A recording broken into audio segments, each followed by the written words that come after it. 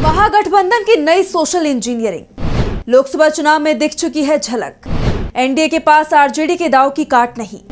BJP नेता भी महागठबंधन की कर रहे हैं मदद। बिहार की सियासत में जाति समीकरण जिसके पक्ष में गए उसकी जीत तय मानी जाती है और यही कारण है कि बिहार में कोई भी दल 25 साल से बहुमत हासिल नहीं कर पाया है। यहाँ सरकार गठबंधन की ही बनती है। गठबंधन में तमाम ऐसी पार्टियां होती है जिनका अपना अपना सामाजिक आधार होता है। खास तौर पर एक जाति विशेष पर उनकी जबरदस्त पकड़ होती है और इस बार विधानसभा चुनाव में महागठबंधन का जातीय समीकरण एनडीए पर भारी पड़ता दिखाई दे रहा है।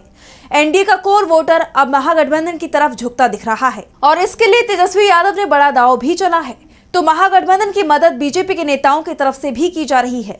यानी जिस सोशल इंजीनियरिंग के दम पर नीतीश कुमार 20 साल से बिहार की सत्ता में हैं, वो सोशल इंजीनियरिंग इस बार उन पर भारी पड़ती दिख रही है। महागठबंधन की सोशल इंजीनियरिंग को लेकर ही आज हम अपनी स्पेशल रिपोर्ट में करेंगे बात। नमस्कार, मैं आंचल।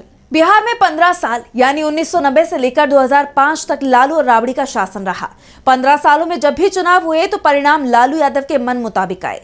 इसके लिए लालू ने बिहार में मुस्लिम और यादव समुदाय का राजनीतिक गठजोड़ तैयार किया। बिहार में यादव जनसंख्या 14.27% है, जबकि मुस्लिम जनसंख्या 17.7% है। अब अगर हम इन दोनों को जोड़ दें यानी कि 17.7% और 14.27 को जोड़े तो ये संख्या होती है 31.97%, यानी कि 32% वोट बैंक।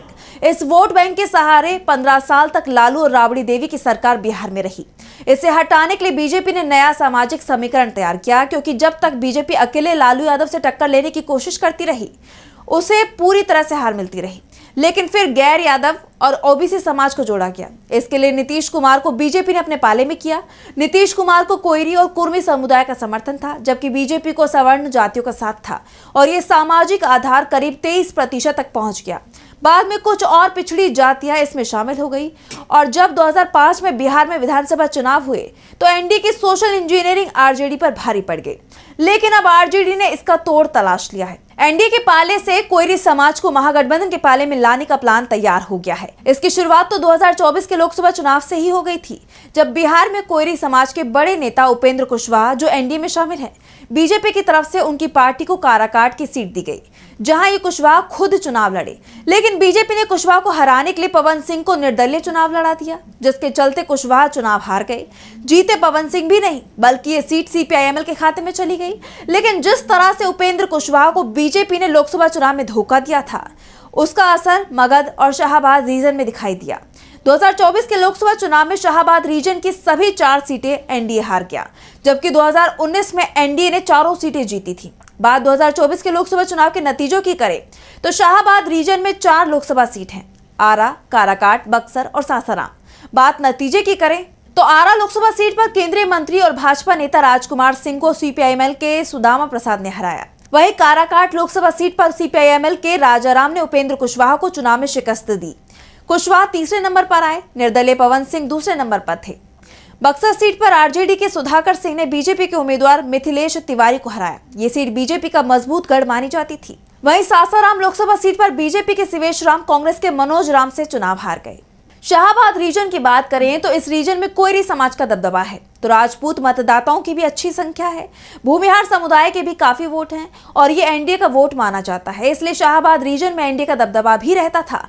लेकिन 2024 में ये टूट गया, क्योंकि काराकाट में कुशवाहा के साथ बीजेपी ने जो खेल किया उससे कोयरी समुदाय नाराज हो गया और उसी की नाराजगी को महागठबंधन अब विधानसभा चुनाव में भुनाने की तैयारी कर रहा है। कोयरी समुदाय जो अब तक जेडीयू का वोटर माना जा रहा था, उसमें तेजस्वी यादव ने सेंध लगा दी है। आरजेडी की तरफ से यादव और मुस्लिम समुदाय के बाद अगर किसी को सबसे ज्यादा टिकट दिए गए हैं तो वो कोयरी समुदाय है। आरजेडी की तरफ से कोयरी समुदाय के 15 उम्मीदवारों को मैदान में उतारा गया है। महागठबंधन की तरफ से जहां 28 उम्मीदवार कोयरी समुदाय से हैं, तो एनडीए की तरफ से 24 उम्मीदवार इस समुदाय से हैं। वहीं बिहार में कोयरी की आबादी 5% के करीब है, लेकिन महागठबंधन ने 12% टिकट कोयरी समुदाय को दिए हैं। आरजेडी ने अति पिछड़ा वर्ग, जिसकी आबादी करीब 36% है, उससे 14 उम्मीदवार उतारे हैं। वहीं कोयरी समुदाय को 15 टिकट दिए हैं। आरजेडी ने कोयरी समुदाय का कोटा बढ़ाने के लिए यादव समुदाय का कोटा कम किया है। 2020 में आरजेडी ने 58 टिकट यादव समुदाय को दिए थे। इस बार ये संख्या 51 रह गई है। बिहार में कोयरी और कुर्मी समुदाय को लव कुश कहा जाता है और ये वोट बैंक जेडीयू की ताकत मानी जाती है। पर अब तेजस्वी यादव ने इसमें सेंध लगा दी है। जेडीयू जितना कमजोर होगा, एनडीए भी उतना ही कमजोर होगा, जबकि महागठबंधन और आरजेडी को इसका फायदा मिलेगा। कोयरी समुदाय पर आरजेडी का दाव असर करता भी दिखाई दे रहा है और इस बार भी नीतीश को कमजोर करने में बीजेपी महागठबंधन की मदद कर रही है। बीजेपी नेता और पूर्व केंद्रीय मंत्री आरके सिंह का हाल ही में एक बयान सामने आया था, जिसमें उन्होंने कहा था कि भ्रष्ट नेताओं को जनता को वोट नहीं देना चाहिए। आरके सिंह राजपूत समुदाय से आते हैं और उन्होंने खासतौर पर राजपूत समुदाय से भ्रष्ट लोगों का बहिष्कार करने को कहा था। किन उम्मीदवारों का विरोध करना है, उनके नाम भी सिंह ने बताए थे और सबसे बड़ी बात तो यह है कि उनकी लिस्ट में सबसे ज्यादा उम्मीदवार कोयरी समाज के थे, जिसमें डिप्टी सीएम सम्राट चौधरी जो तारापुर सीट से बीजेपी के उम्मीदवार हैं और जगदीशपुर सीट से भगवान सिंह कुशवाहा जो जेडीयू के उम्मीदवार हैं, उनका विरोध करने को कहा था। ये दोनों ही कोयरी समुदाय से हैं। इसके अलावा मोकामा से चुनाव लड़ रहे अनंत सिंह जो भूमिहार समुदाय से हैं, उनका भी विरोध करने की बात आरके सिंह ने कही है। अनंत भी जेडीयू से ही चुनाव लड़ रहे हैं। आरके सिंह की तीखी बयानबाजी और बीजेपी हाईकमान की चुप्पी बहुत कुछ संकेत दे रही है। तो वहीं आरके सिंह के बयान का सीपीआई-एमएल के महासचिव दीपांकर भट्टाचार्य ने समर्थन भी कर दिया, क्योंकि महागठबंधन में शाहाबाद रीजन में सबसे ज्यादा सीटों पर सीपीआई-एमएल ही चुनाव लड़ रहा है और उसने सबसे ज्यादा कोयरी समुदाय को टिकट भी दिए हैं। आरके सिंह का समर्थन महागठबंधन में दिख रहा है, तो बीजेपी आरके सिंह के खिलाफ कोई कार्रवाई नहीं कर रही है, जिसके बाद माना जा रहा है कि इसके पीछे बीजेपी का ही कोई खेल है।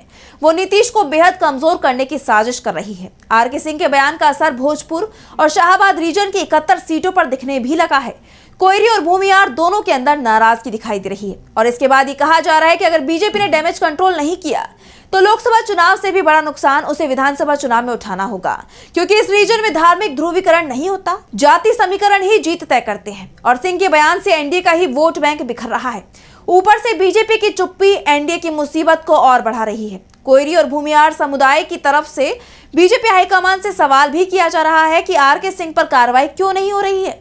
अगर आरके सिंह अपराधियों के खिलाफ बयान देते तो चल जाता। उन्होंने अनंत सिंह को तो अपराधी बता दिया, लेकिन आनंद मोहन सिंह जो 25 साल जेल की सजा काटकर बाहर आए हैं, उन्हें वो साधु मान रहे हैं। आनंद मोहन सिंह का बेटा भी जेडीयू से चुनाव लड़ रहा है, लेकिन वो राजपूत समुदाय से है। तो आरके सिंह चेतन आनंद का समर्थन करते दिखाई दे रहे हैं। यानी बीजेपी को राजपूत वोटरों की तो जरूरत है, पर कोयरी और भूमिहार वोटरों को वो इज्जत देने को तैयार नहीं है।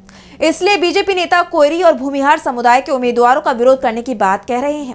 सबसे बड़ी बात तो यह है कि सम्राट चौधरी को छोड़ दिया जाए तो बीजेपी नेता के निशाने पर सबसे ज्यादा उम्मीदवार जेडीयू के ही हैं।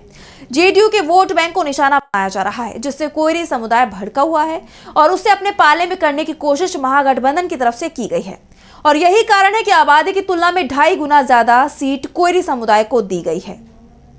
लालू और तेजस्वी यादव ने जो दांव खेला है, उसका असर जमीन पर दिखने भी लगा है।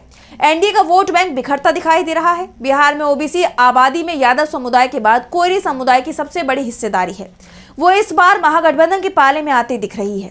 अगर यादव और मुस्लिम के साथ कोयरी वोट भी जोड़ दिया जाए तो ये संख्या 37% तक पहुंच जाती है।